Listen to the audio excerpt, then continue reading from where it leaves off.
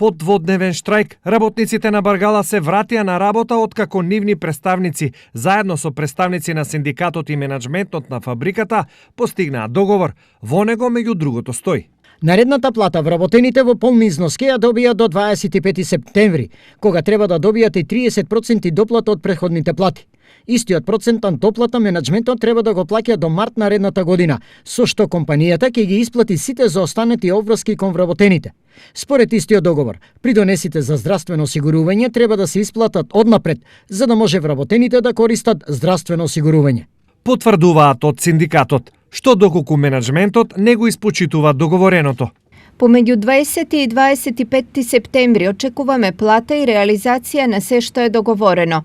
Во вторник повторно имаме средба на која некои наши барања ќе се допрецизираат.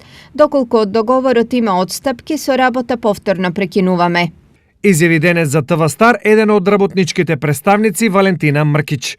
Во меѓувреме, експресно постигнатиот договор меѓу трите страни од ВМРО ДПМНЕ го протолкуваа како политички притисок врз синдикатот, кој пак на нивна штета успел да ги убеди вработените да се вратат на работа. Поводот за ваквата констатација е новоизбраниот пратеник Сашко Николов, кој пак е дел од семејството кој управува со Баргала.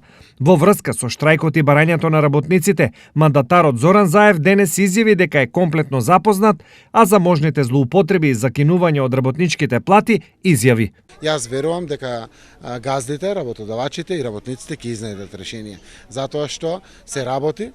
Ако се работи, треба да се даде плата. И верувам дека сите се свесни дека законите во Македонија постојат.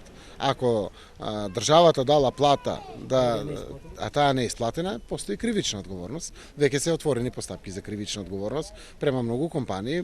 Така да апелирам до сите да се почитуваат законите, да се почитуваат работниците, да се влезе во диалог со синдикатите, да се изнајде решение.